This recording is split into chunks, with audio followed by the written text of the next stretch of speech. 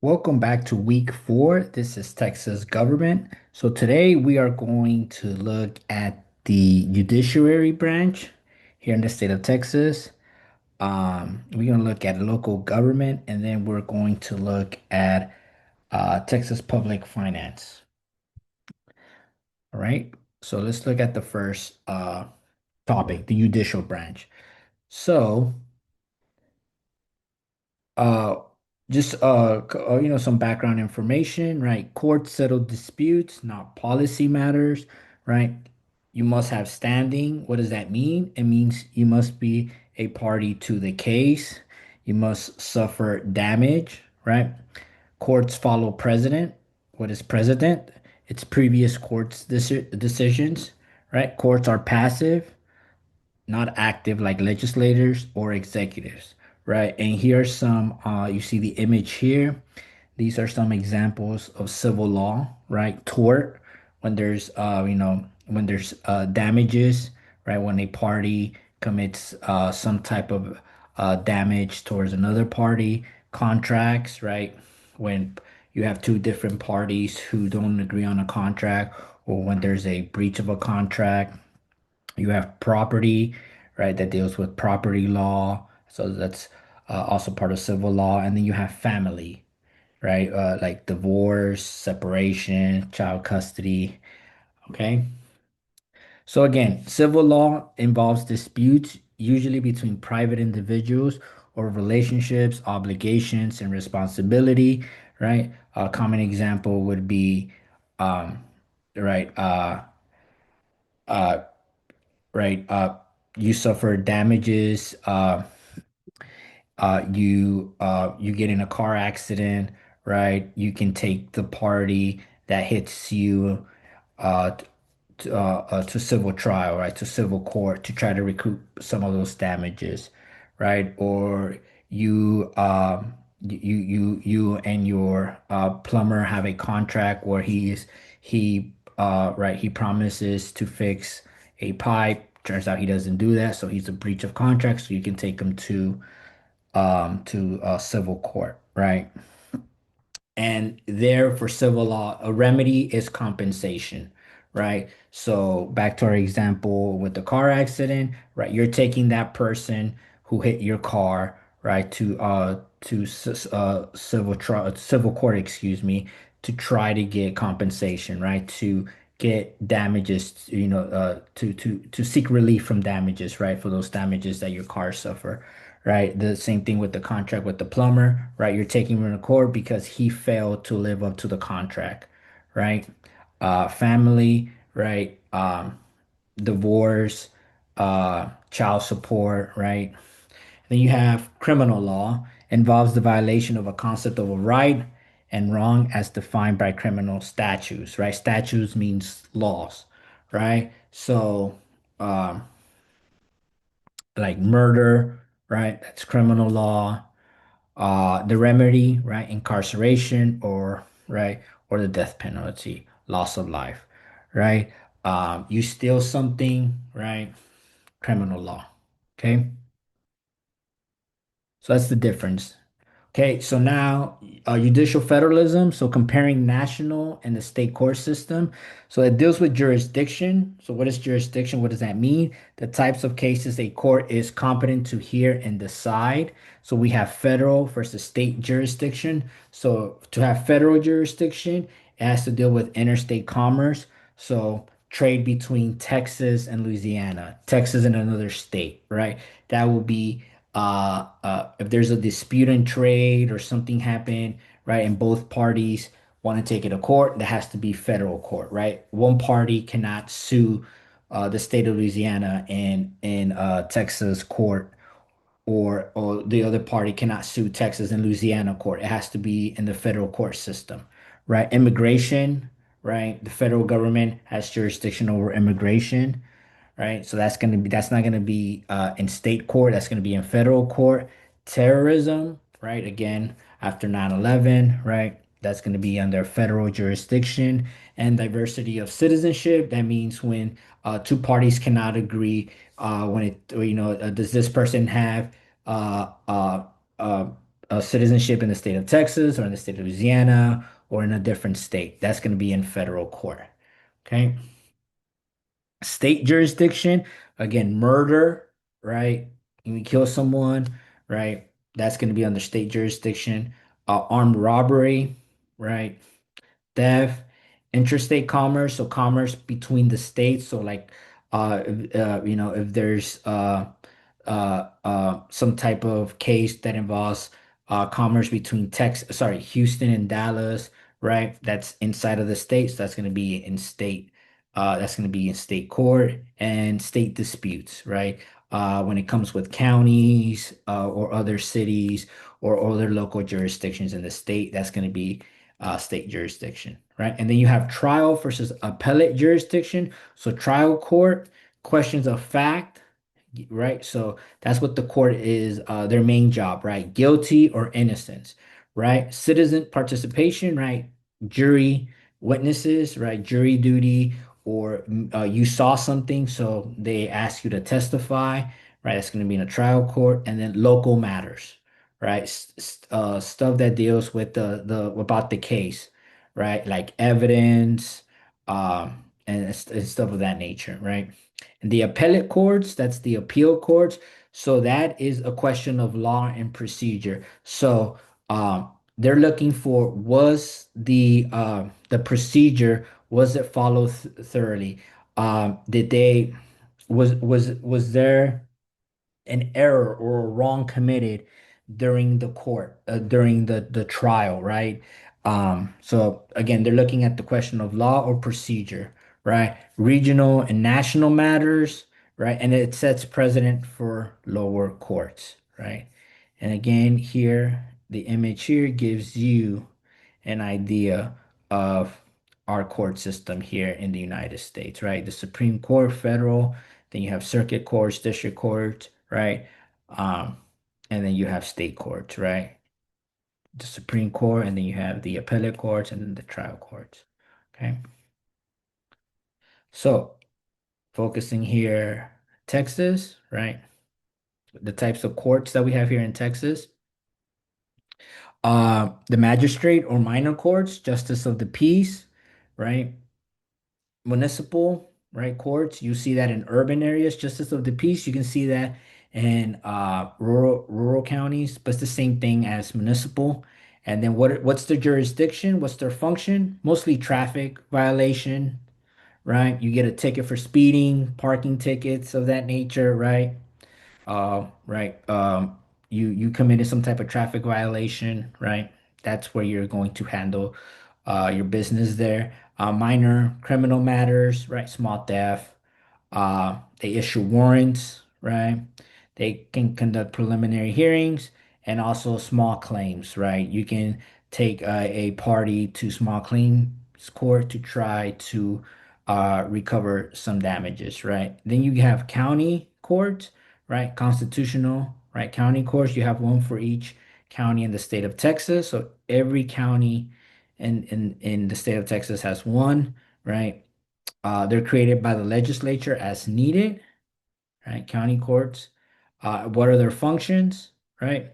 Misdemeanors, right? DWI, probate, family law, right? Divorce, family law, child support cases, um, anything that deals with family law, uh, uh, when it comes to adoption, that stuff, new trials there as well, and trials from magistrate courts, right? And then administrative duties. Okay. Let me just give you some examples here. You probably are familiar with this building in downtown. That is our county court here in Harris County. Okay. Again, continuing with the types of courts that we have here in Texas, right? District courts, right? Chief trial courts in Texas, they deal with felonies, right? Larger civil cases, right? And then you have courts of appeal, 14 regional courts. They hear appeals from county and district courts, right? So, right, the district courts, the trial courts, right?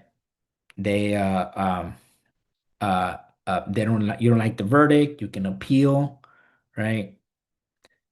And they do civil and criminal courts. And then the high courts, right? We have two, right? We have the courts of criminal appeals. That's the state's highest criminal appellate court. Considers death penalty cases appealed directly from district courts. Decisions from this court may be appealed to the U.S. Supreme Court when they involve matters of national law or the U.S. Constitution. And then you have the Supreme Court, right? They decide civil and juvenile cases, right? Discretionary jurisdiction decisions from this court may be appealed to the U.S. Supreme Court when they involve matters of national law or U.S. Constitution, right? And there you see the diagram figure you have there gives you our court system here in the state of Texas.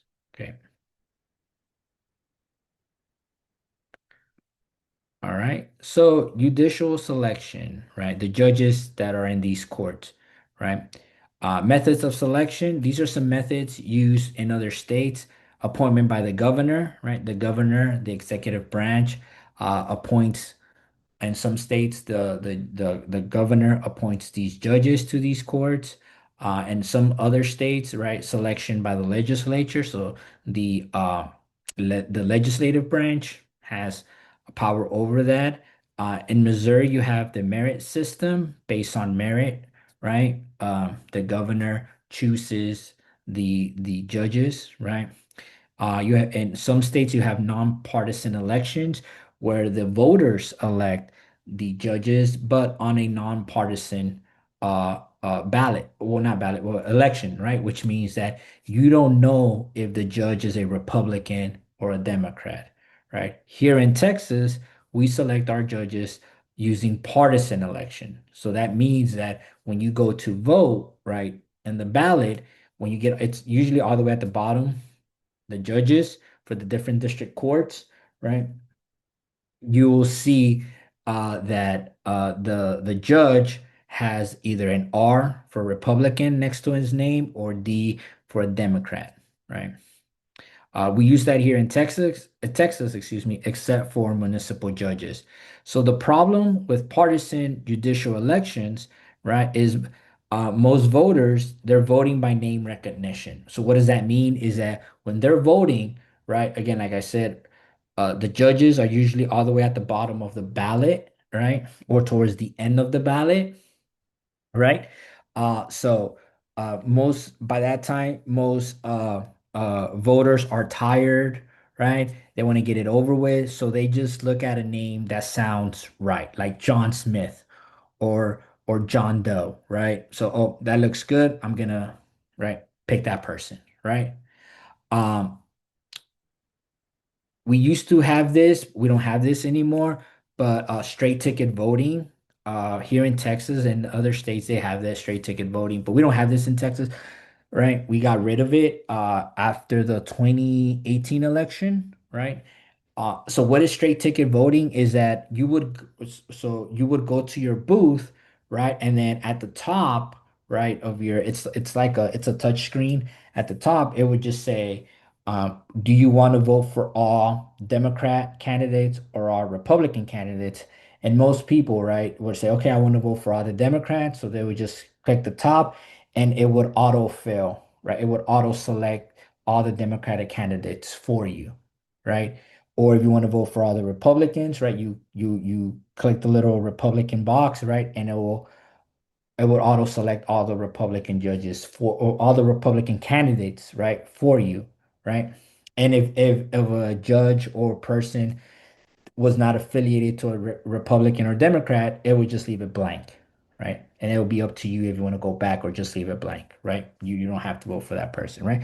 But Texas no longer has this because after the 2018 election, a lot of Republican judges, right, lost their jobs because of the blue wave that happened in the 2018 midterms election when it was a huge Democratic wave, meaning that a lot of voters were upset with the first Trump administration, so they voted Democrat to send a message to the Republican Party because they had power.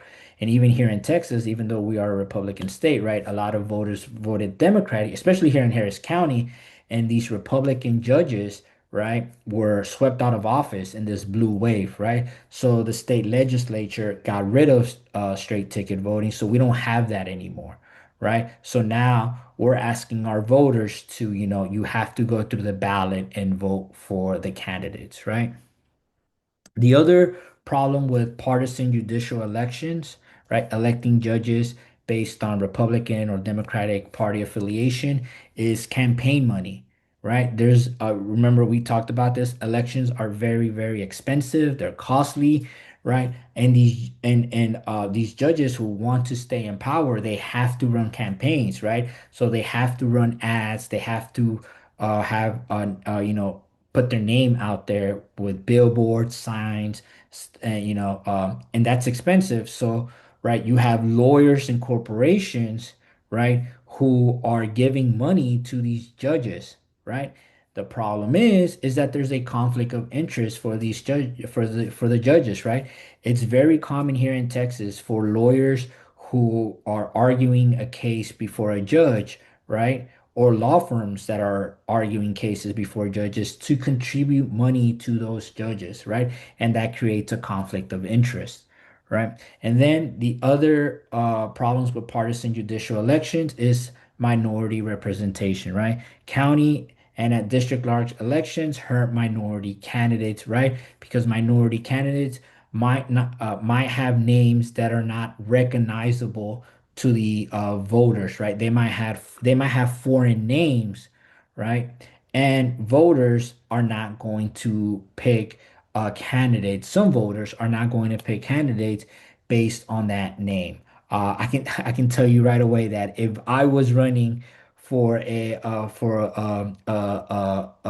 seat in one of these courts, right? If I was a judge and I was running, I can guarantee that I would not win because they'll see my name, right? Rogelio Solis Avila. They're gonna say like, "Huh, that guy is foreigner, right? We're not voting for that guy, right?" But maybe if I change my name to Roger, right? Maybe, oh, that's an American name, right? Okay, he's American. I'll vote for that person, right? And that's some of the biases that voters have, right? And then Justice of the Peace, the JP, right, stands for Justice of the Peace. They're selected by districts, so more minority representation. You do see some more minority representation among Justice of the Peace, right? So those are some of the issues that political scientists have identified with partisan judicial elections, right? So what are some solutions, right? Uh, right. Well, before we get to the solutions, right? The elective system, the appointed elective system, right? So there's many vacancies, right? So the appellate district usually it's filled by the governor, all right? Justice of the Peace, county filled by county commissioners court, right? So there are many vacancies, right? Because judges retire, right? Or they die in office, right? So the governor gets to fill those, and then the justice of the peace they get filled by the county commissioners court, which we'll talk about that in a bit in local government, right? And then nearly half of judges are actually appointed, right? Because like I said earlier, right, there's vacancies, right? Some of them retire, they get tired of doing the job, so they quit, or some of them die, right? So appointed judges, right, are then seek re-election as incumbents, right? And then they have that incumbent advantage, right? It's very hard to defeat an incumbent, right? Because he has that name recognition, right? And he has a little bit of a head start when it comes to fundraising, right? So what are some reforms, right? Well, a merit system, right? What is a merit system, right? A nomination commission, right? Screens the applicants, right? Screens the judges, right? We get a list of judges, right? To fill a vacancy, right? They screen it. There's a nomination commission made up of a couple of people. They look through all the candidates, see who's good, and then they send a couple of names, right? It says they send one or two finalists to the governor. Then the governor appoints the judge to either a 4, 6 year term, right? Then the judge faces a retention election. What does that mean? It means that there is no opponent, right? right? There's no fundraising, no campaign, yet still accountable. So what is a retention election, right? Basically, you're asking the voters, should this person keep his job, right? If the voters say yes, right? Okay, he gets to stay. If not, then another nomination commission, right? Screen some candidates and we start the process all over, right? They send one or two finalists to the governor, and the governor appoints the judge, right? The other reform, nonpartisan elections, right? Run without party label. So, right, the judges run with no party affiliation, no Republican, no Democrat judge, just the name of the judge, right? It reduces the influence of parties. So now, right, people who are Republican, right, they're like, oh, this guy is a Republican, right? This judge is a Republican, so I'm gonna vote for him, right? With nonpartisan elections, you get rid of that, right? The person, the people voting, they look at the name, right? And if they know some information about that judge, oh, I like that judge. I like how he handles some of the cases that it dealt with, traffic violations or the high crime rate or whatever. I like that judge, so I am going to vote for him, right? If not, they can vote for someone else, right? And again, we still are giving people democracy, right? The judges are still accountable to voters, okay? Okay. So now we're going to look at local governments, okay? Local governments. Okay. So again, local governments, creatures of the state. What does that mean? All authority granted by the state legislature or the state constitution, right? So Houston, right? Its power comes from Austin, right? It does not, the Houston city, right? Right, does not come from us, the people that live in Houston. No, right? The Houston, the power of the mayor, right, and the city council comes from Austin, right? So we have two types of local government, right? We have general purpose, which is city, right? And then you have limited purpose, county, and then school districts would be the will be an example of limited purpose, and we'll talk about those. Okay, so just gives you an example here, the city of Houston, right? This past election last year, right? Uh, right, Mayor Whitmore, he's the mayor, and then you have the city council here, right? Again, right? Again, very important, right? Local government, right? Their authority is granted by Austin, right? The state legislature, right? All right, so we're gonna look first at county government, okay? Again, right? Limited purpose. Under the state constitution, counties are administrative arms of the state, right? So again, right? The Texas Constitution controls, right, what Harris County could do, right? What are the functions of county government, right? According to the Texas Constitution, law enforcement holds elections, very important, right? A lot of people think that it is right that it's Washington, D.C., it's the federal government that runs elections. No, no, no, no, no, no. That's a state power, right? And the state is giving that power to the counties here in Texas, right? Counties have the power to hold elections, right? State records, such as birth records, death records, right? Marriage licenses, marriage records, road maintenance, right? That's up to the county and courts, right? The courts, right? Urban versus rural, excuse me, city government dominates urban counties, right? So here, the city of Houston dominates Harris County, right? County government dominates rural counties, right? So out in the country, out in the rural parts, the county government has more power because again, it's small towns, right? It's not a big city, right? Okay. So, functions of county government, you probably are familiar with this. Law enforcement, right? You've seen it, right? Harris County Sheriff's Office, right? The cops, right? Usually are, they're the ones with the white cars, right? You see Harris County Sheriff's Office, right? The constables, that's also part of law enforcement, right? Right? So county government, right?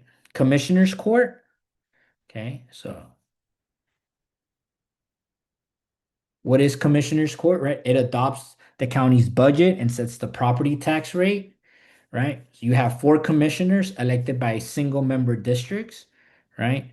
One county judge elected at large. What does that mean? So the four commissioners are elected by, so the county is divided into districts, right? And those districts vote for one member for that district, right? Right. And the county judge is elected at large. So everyone in the county elects that the judge, right? The county judge performs administrative and judicial functions in rural counties, right? County judge performs mostly administrative functions in urban counties, right? And here you see the makeup of the county commissioners court, right? Right, you have the county judge at the top, and at the bottom you have Commissioner Precinct 1, right? Commissioner Precinct 2, Commissioner Precinct 3, and Commissioner Precinct 4, right? And here you have the current commissioner's court here in Harris County, right? The county judge is Lina Hidalgo, who is not running for re-election. She is not running for re-election. Okay. And then you have Precinct 1 Commissioner Ronnie Ellis, Precinct 2, Adrian Garcia, Precinct 3, Tom S. Ramsey, and then you have Precinct 4, Leslie Briones. Okay. Other county elected positions at large, right? Sheriff, right? We here in Harris County, we vote for our sheriff, right? Tax assessor collector, district attorney who deals with felonies, the county attorney who deals with misdemeanors, the clerk, the treasurer, and constables, right? Elected by the district, right? By different districts within that county. Okay. Okay, so what are the problems with county government, right? It's a plural executive, right? What does that mean? Shared power, not efficient, right? So if we go really quickly back to, if I can go back,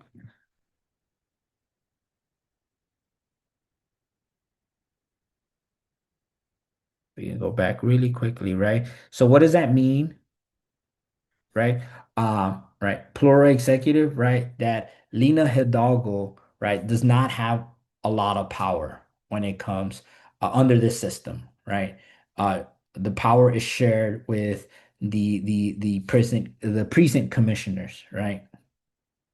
And that leads to issues, right? Right. Unable to provide services in urban counties, right? They deal with issues, right? One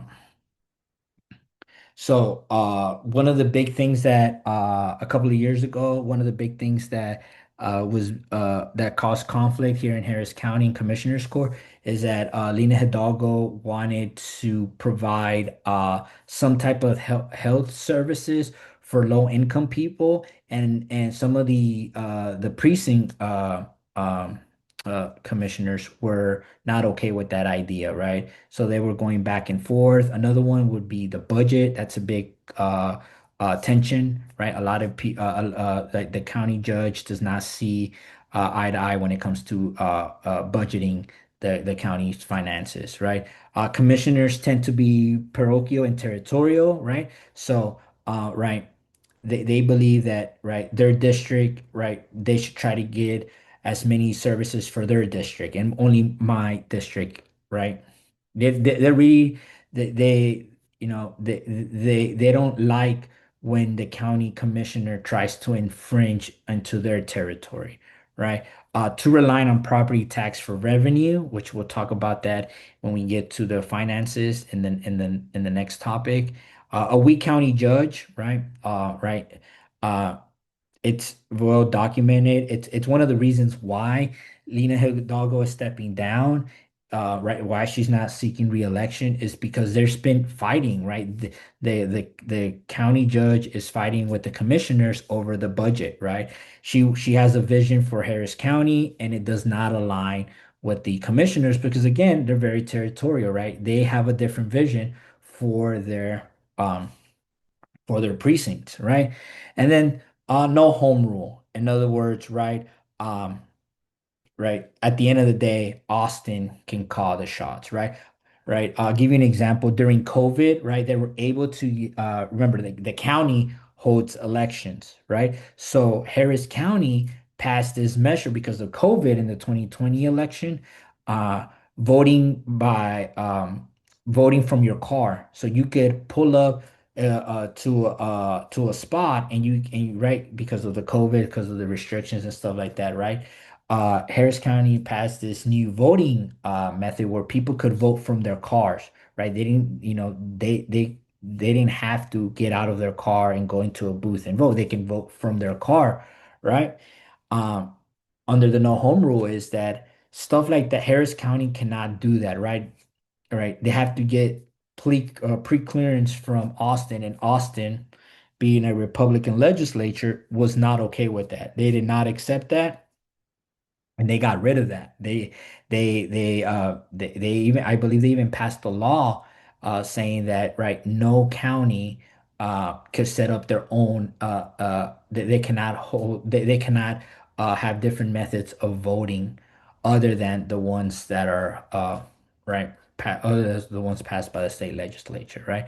So at the end of the day, right, Harris County cannot they cannot have draw up their own laws, right? Because again, right, the counties, right, they have limits under the Texas Constitution, right? Their power comes from Austin. Okay. So now let's look at city governments, right? So you have charters, right? So uh general law city less than 5,000 inhabitants, right? Usually the state legislature has some control, but if a city has more than 5,000 inhabitants, residents, right, then it's given home rule, meaning that they can pass their ordinance and that deals with those inhabitants, right? They can pass ordinance, right? They can pass laws and stuff. The forms of city government, right? You have a mayor with a council, and then you have a council with a manager, right? So what does that mean is that the council, right? People vote for the council, right? And then the city council, they hire a city manager, and the city manager is the executive branch. They're the ones, they work together to, run the city together, right? So the roles of mayor, you have a strong mayor, separation of powers, appoint city department heads, and then you have a weak mayor, presides over the council, no separation of powers, sets the agenda, appointments approval by council. Okay, and then the city manager, again, hired by city council, handles the day-to-day operations of the city. He or she selects department heads, prepares city budget, council acts as an oversight role, right? They're working together to make city government run efficiently, right? So, as noted earlier, this is our city council here in city of Houston. We have a mayor with a city council, right? Our mayor is John Whitmore. The people of Houston, right, that live in the Houston city limits, they vote for the mayor, right? And and vote for their council members, right? Depending on the district that you live. Okay. All right. The commission system, right? Voters directly elect each department head, right? Again, lacks of leadership. It's rarely used. You don't see that a lot. Commission system. City government elections at large, right? So when we're voting for the mayor here in Houston, right? Everyone that lives in the city of Houston votes for the mayor, right? Single member districts, right? Again, it protects minorities, right? They can get minority representation, right? Here in Houston, we have a little hybrid. We use single member districts with at-large positions, right? So what does that mean is that, right, our council, our city council, right, we have some members that are from single member districts, and we have other members from at-large positions, right? So it's a bigger area, right? Mayor-elect is at large, right? And officially nonpartisan, right? So here in Houston, right, our elections are nonpartisan, right? So what does that mean? Is that so when people were voting for mayor, right, John Whitmore, you did not see an R or a D next to his name, right? You just saw his name, John Whitmore, right? But right, if you follow Texas politics, you know that John Whitmore, he spent time in the state legislature and he's a Democrat. So people, for the most part, knew that he was a Democrat, right? But as noted here, partisanship is growing, right? Uh, Voters are becoming aware that even though, right, these uh, elections are supposed to be nonpartisan, right? People know that these candidates, right? They are aligned with a party, right? They're either a Democrat or a Republican. Okay. Problem with these elections is low voter turnout. Very low voter turnout. Why? Because it's an off-year election, right? Off-year election, meaning that it's these elections are not happening during the midterms, right? So John Whitmire, his term is not up for he's not up for re-election this year, right? Or he's not going to be up for re-election in 2028, right? During the presidential election, right? So they're in the off-year election, right? So you don't have a lot of people voting in these elections, lack of media attention, right? So sometimes these elections, like the candidates, right? They're very popular, right? So the media already knows that candidate X is gonna win, so they don't cover the election because they know that this person has a substantive lead, right? Many uncontested elections, right? Sometimes um, um, these elections for city governments, right, are uncontested. You only have one person running, right? So that's another reason why you have lack of media attention. And um, it allows upper class voters to dominate. So what does that mean? Usually people rich, higher class, or people that are knowledgeable in politics, they participate in these government elections, right? They're behind these elections, so they're able to get their candidates, they're able to vote, right? So they dominate these elections. Oh, now special districts, right? So what is a special district? Is a unit of local government performing a single function involving a particular group of people in a designated geographic area. Okay, so usually for a single purpose, right? Special districts, right? Service not provided by other local governments, right? So it's providing a service, right? It can cross city and county lines for regional problems, right? Some examples of special districts, right? MUD districts. What is MUD? What does it stand for? Municipal Utility District, water and sewer. So like for people that live out in the county, out in Harris County, not in the city of Houston, but out in Harris County, right?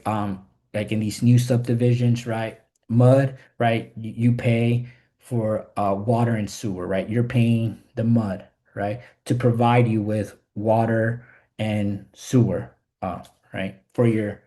These new subdivisions, right? Regional transportation, metro, right? Another example. Another example, control the problems such as flood, mosquitoes, right? Also, sometimes we have sports authority, special districts to build stadiums, right? Selection process, they can be appointed by city/county officials, and then you have elected boards, right? The most common special district, right, besides, mud districts would be school districts, right? That's the most visible special district in Texas, right? Independent school districts, right? Independent governing authority, elected board at large or single member district, depending on that school district, nonpartisan elections, right? So these people that are running for school board, right, at these ISDs, right, right, nonpartisan. So when people vote for these candidates, again, you don't see an R, you don't see a D next to their name, and they assess property taxes, right? They have to review property taxes because, again, that is how education is funded here in the state, and which we'll talk about that in a bit. Uh, Another special district you guys might be familiar would be community college, right? Lone Star College has its own special district, right? And these are the members of the Lone Star College board, right? Right, you have like all the trustees, right? You have them right there, right? Okay. So now we're going to look at state revenues. State revenues. Okay. So now we're going to look at finance, right? Where do states get their money from, right? So some states, taxes are usually a little over half of the budget. Federal transfers, usually around a third of the budget, right? So that means money coming from Washington, D.C. And then non-tax revenue makes up the rest. Interest on investments, revenues from public lands, as well as licenses, fees, and penalties, right? That's how states generate revenue, money, right? Where do states get their money, right? Okay. Federal transfers, right? Right. Again, federal funding typically pays for around a third of the budget, supports numerous public programs, but it is healthcare, primarily Medicaid, that absolutely dominates federal transfers to the state, right? Other areas where federal funding is significant are highways, right? Our interstate system, income support, and education. Texas politicians have limited control over this area. So you're right, Texas, right, has very limited control over this, right? This money must be spent on the specific program it was designated for. So if Washington, D.C. is giving the state of Texas money for to improve right let's say 59, right, or well, not 59, well, Interstate 45, right, they have to spend that money on Interstate 45, right? They cannot use that money to uh, build other roads and stuff. No, I can't do that. Okay, right. So now we get to non-tax revenues, right? What are non-tax revenues? Uh, Give me a second. Did I? Gotta make sure.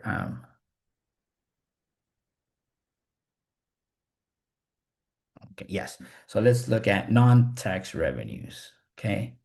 Non-tax revenue, right? Lottery, licenses, fines, and fees, dividends from investments, sales and leasing of public lands, right? Right. Here in Texas, right? It shows you like right when every time you are playing the lottery, you are investing in our education, right? Where does the money go? Right? Tells you right there. It's going to education and veterans. Okay. So state taxation. So states are free to tax and spend as much as they want, although they can't interfere with interstate commerce, so no taxes on trade is allowed. So in other words, right? Right. Texas cannot put a state on, excuse me, Texas cannot put a tax on trade that is happening between Houston and Dallas, right? Between the cities, right? You can't do that, right? Because of this, there's substantial variations in the level and types of taxation between the states, which also means substantial variation in what they spend on public programs, right? So they have to decide where the money is going to go, right? So the big three, right?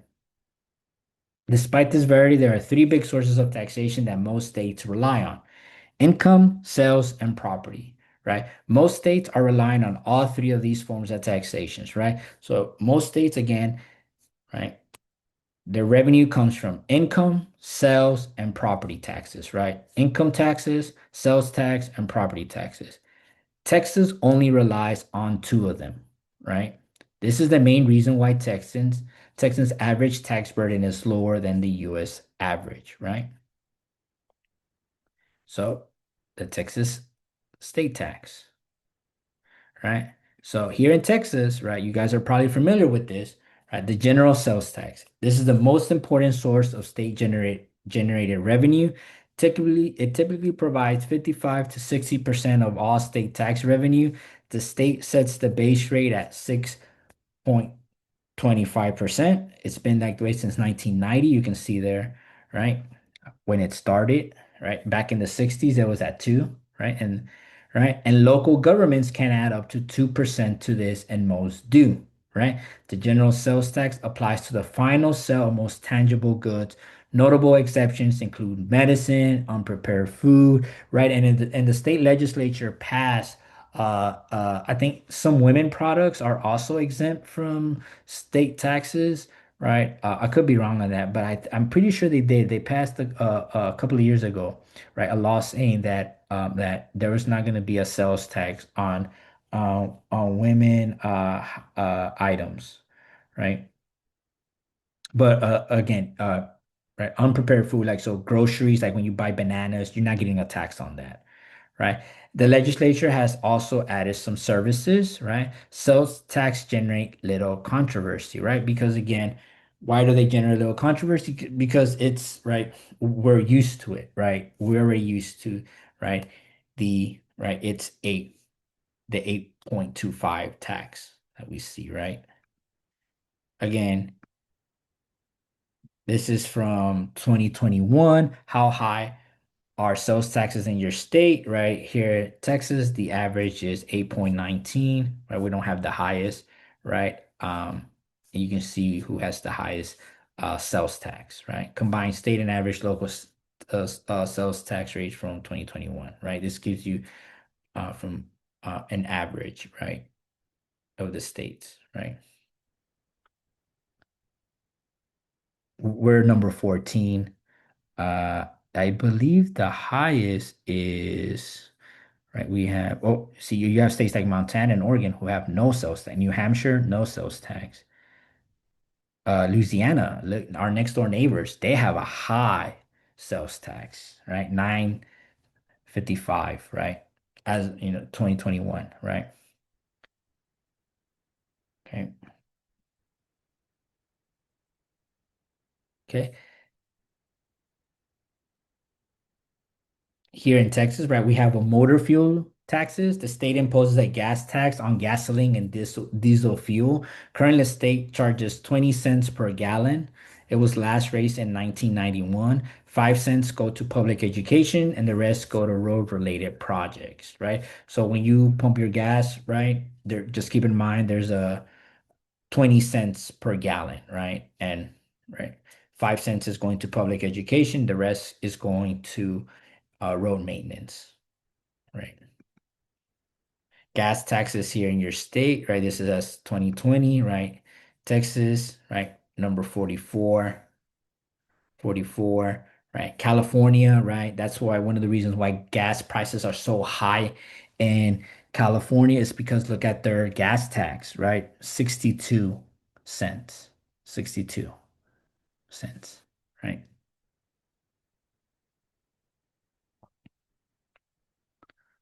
Right? Sin taxes here in Texas, we have sin taxes. What are those? What are sin taxes? Right. So $1.41 per 20 packets of cigarettes, liquor, $2.40 per gallon, beer, $6 per barrel, right? Right. And then the question always comes, should we allow more sins so we can tax them? What do I mean by that? Gambling, right? Right? We don't have casinos here in Texas, right? I mean, there are casinos, but again, in reservations, right? And again, and those are because remember, reservations are their own, right? State because of the Native American tribe. So right? They can run their own casinos, but in the counties, right? In the counties, we don't have casinos, right? They want to bring gambling, and the proponents of that they want to introduce gambling, sports betting, and stuff of that nature. So we can tax it, right? Another sin, right? That is another sin that people want to legalize would be marijuana. So again, they can tax it so they can generate more taxes. But again, opponents of those sin taxes would say that if you legalize gambling, right, that's just gonna the crime rate is gonna go up.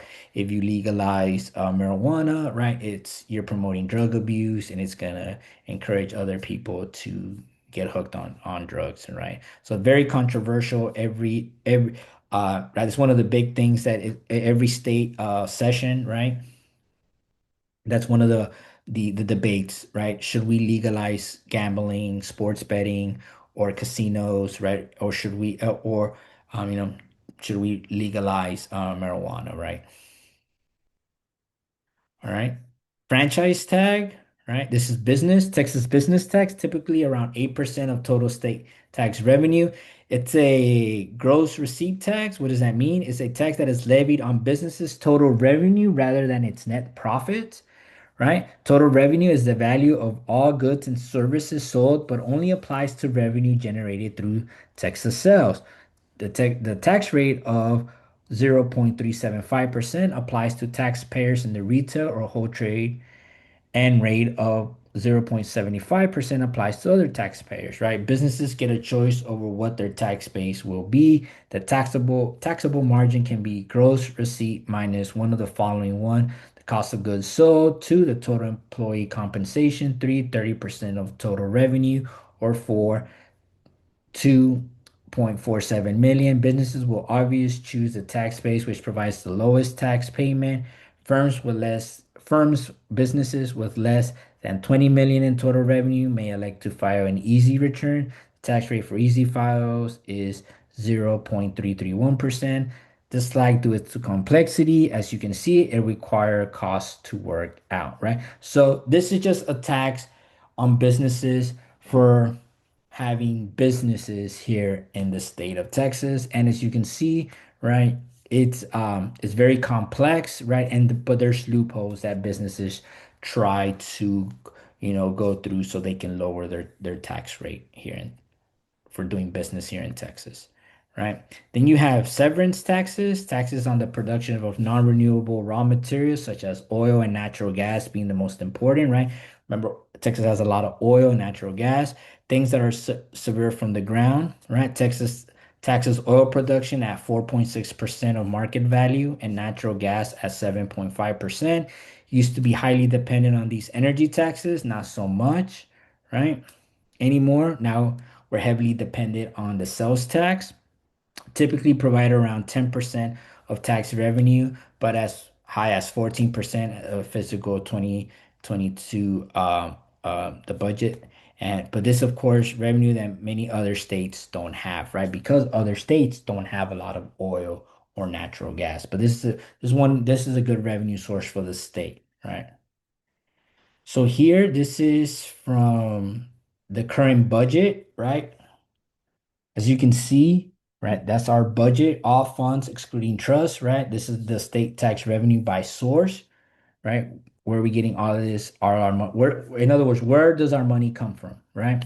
As you can see, right, as you can see, right, sales and the use of sell and the use, right, of taxes, right, services, right, the sales tax, right. That's where a majority of our income, or sorry, revenue comes from, right. And then the next big one would be motor vehicle and rental taxes, right.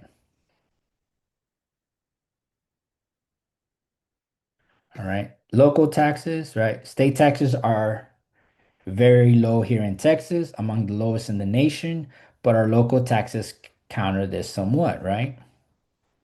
Local sales tax, as we were talking earlier, cities, some counties, and special districts are allowed a sales tax.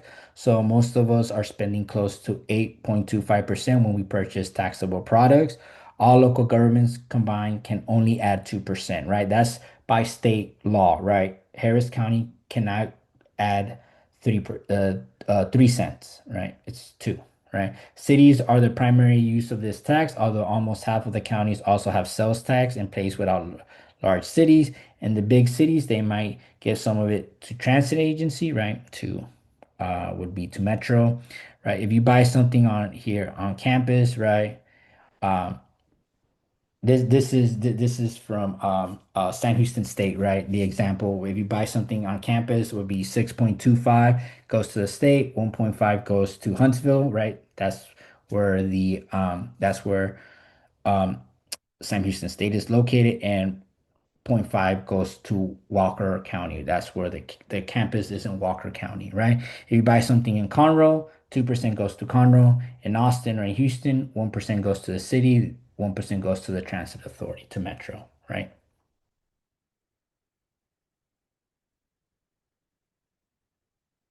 Okay.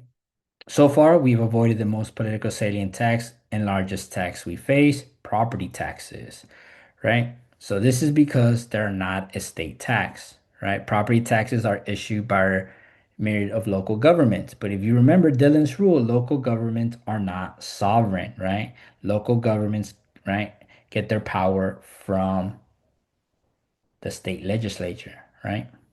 From Austin. So how can they tax us and how much can they tax us is set by the state. And local taxes are intertwined with the state system of public education funding, right? So local taxes, right? Property taxes are comparatively high in Texas despite us being a low tax state, excuse me. The importance of property taxes has led to Texas being labeled a two-tax state. Accounts for around half of all state and local tax revenue, right? So our property taxes are high, right? Because again, right, we need that revenue and we use that revenue to fund schools, right? Again, see how high are property taxes in your state? Right? Texas, number 6. Why are property taxes so high? Because we don't have an income tax. That's why property taxes are high, right? We don't have an income tax. The state is less able to give local governments money to carry out essential state functions. We also limit their ability to tax sales and forbid them from taxing income. Even in a small government state, we still need to pay for the necessities of modern government, particularly education. School district taxes count for the majority of the property tax burden. Basically, if you don't have all of the big three, the remaining two will be comparatively high. Remember, because right, you need income, right? Income taxes, right? Property taxes, right? And sales taxes, right? Texas does not have an income tax, so that means that our sales tax and our property tax have to make up that, right? And this is from 2021, right? Our property taxes, right? They're going to school, right? To schools, school debt, cities, counties, special districts. Okay. So this is a big issue here in Texas, right? With a booming and increasingly urban economy, property values are rising rapidly, raising property taxes, right? A lot of homeowners, right, are upset that their property taxes are high. I mean, the state legislature has passed legislation to lower their property taxes. But remember, when we lower property taxes, right, it hurts the counties, right? Because they're not going to generate enough revenue, and that is going to hurt the schools, right? Politicians have been wanting to reduce the property tax burden, not an easy, not easy as that revenue will have to be replaced or there will have to be spending cuts to education. It's been one of the primary objectives of the state Texas legislature in recent years, right? And that's one of Greg Abbott's big push if he wins uh, another term as governor is that he's going to try to lower property taxes even lower, right? Provide more property tax relief to homeowners, right? But again, right, if we continue to lower our property taxes, right, we're going to end up cutting uh, funding for education or other services, or we're gonna have to replace that, right? Where are we going to make up that lost revenue? Okay. So, really quickly, I want to go over this, right? Progressive and regressive taxes. The readings in a bit that we go over is going to talk about this a little bit more, but progressive taxes, the tax burden increases as income increases. Income taxes are usually marginal and highly progressive, right?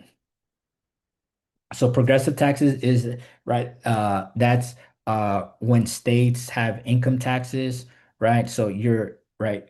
People that make more money have to pay more taxes, right? And using that money to fund government, right? And then here in Texas, we have a regressive tax. Tax burden declines as income increases, right? General sales tax and property tax. So so low here in the state of Texas, right?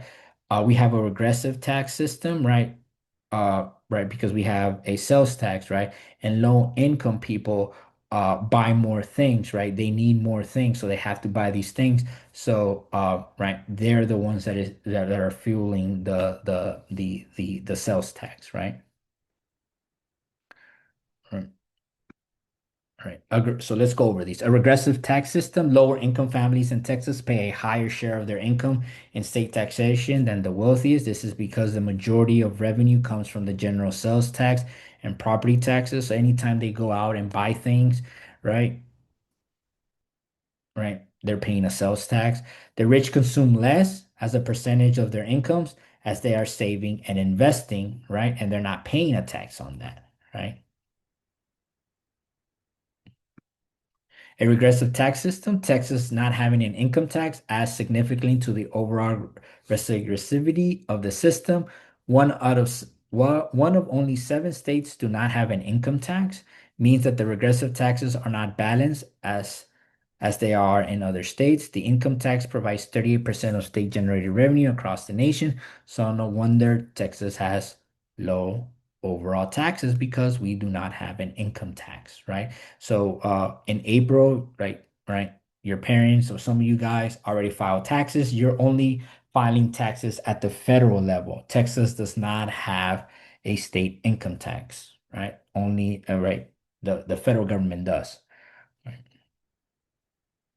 Yes, you're doing your taxes, but it's for the federal government, not for the state of Texas. Okay, so the readings for this week, you're in so textbook chapter 10, the judiciary pages 324 to 333. So judicial politics is going to talk about how judges are elected. Pay close attention to that. And then chapter 11, local government. We didn't talk about this in today's lecture, but we're going to talk about it in next week's lecture when we talk about public policy, but preemption. And so preemption means that the state legislature is passing laws telling what local governments can and cannot do. Again, we'll go over this a little bit more when we talk about public policy. Okay. But it's a good way to start a reading so you can have a good understanding. And in the next lecture, we'll go over preemption. Okay, but it's really good. Read it. It gives you an example about COVID. Uh, it's just about a page, 2 pages. Read it. It's going to talk about how counties were setting up their own COVID restrictions, and the state said, no, you can't do that. Right? We tell you what the COVID policy should be. Right? And then chapter 12, public finance, page 387.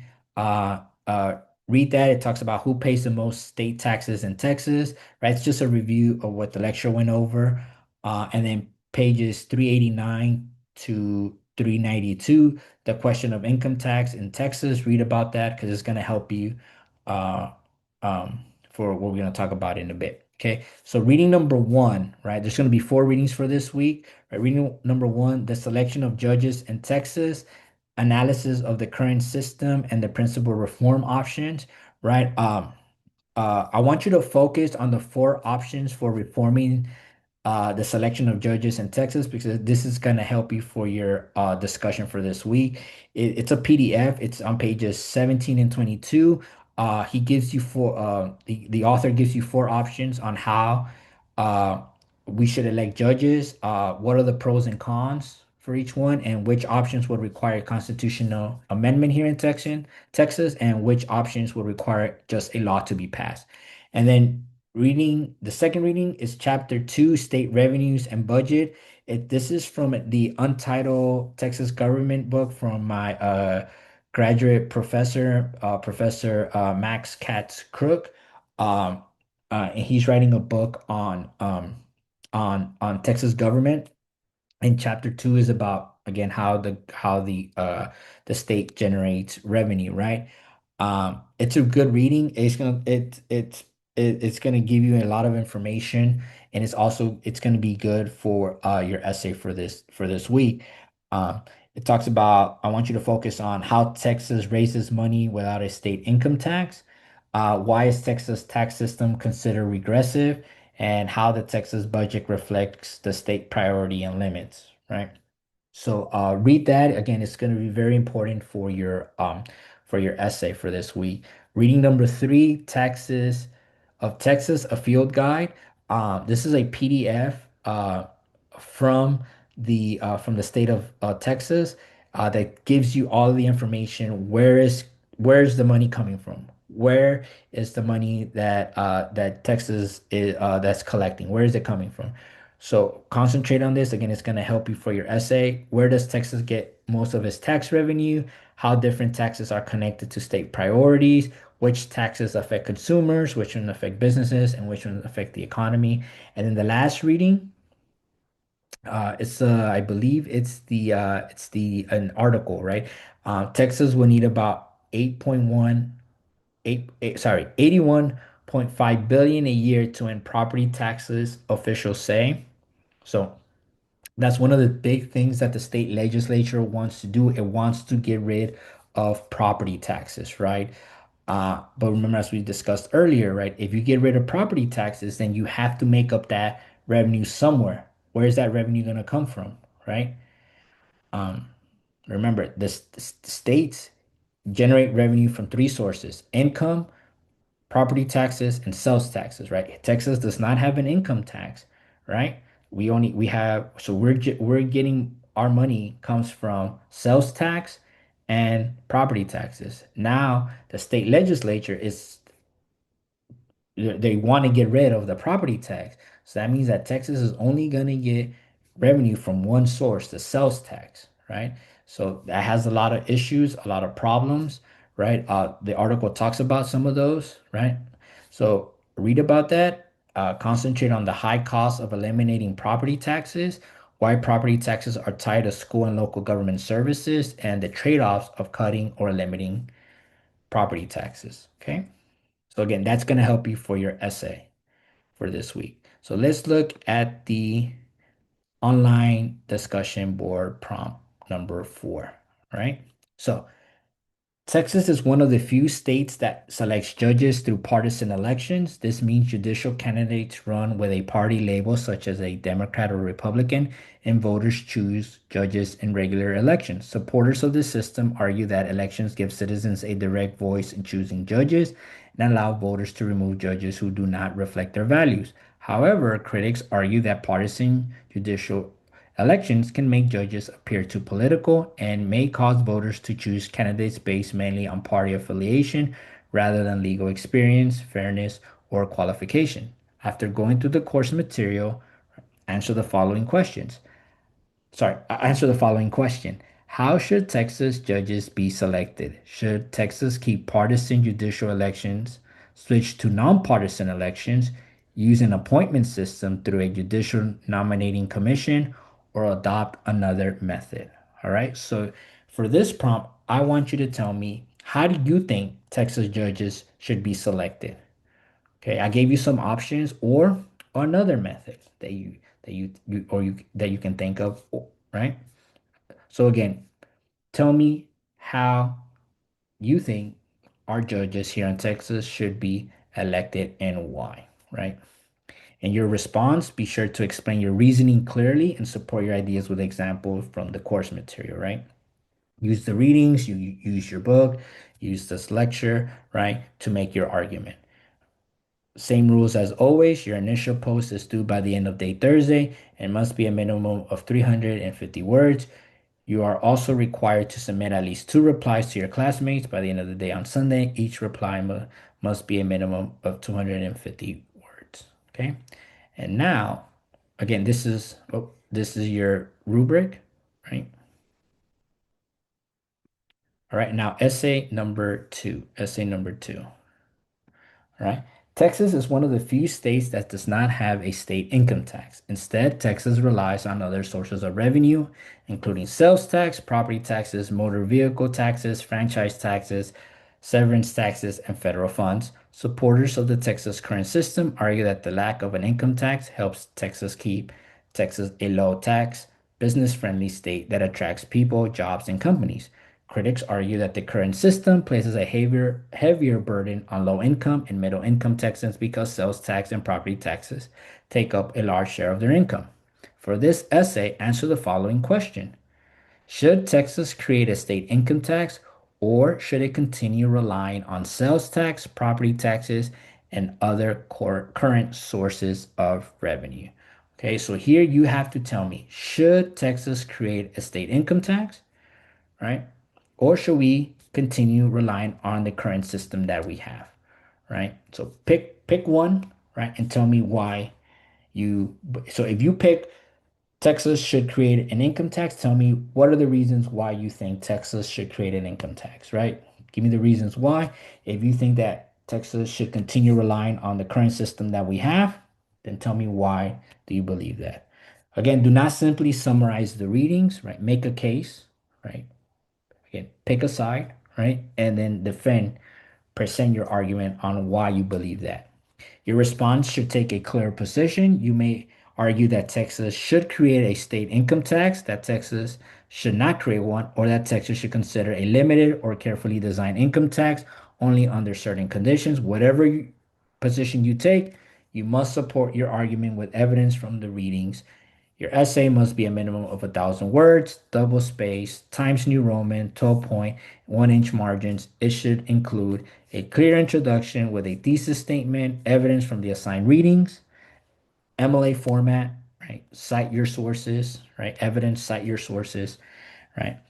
And a bibliography, proper grammar, complete sentences, and organized paragraphs. Okay. Again, here is the rubric for your essay. It's worth 25 points. Okay. Any questions, any comments? If you need help, please reach out to me. Okay. Uh, and that is it for this week. Next week number 5, we are going to look at public policy. Okay. That is it.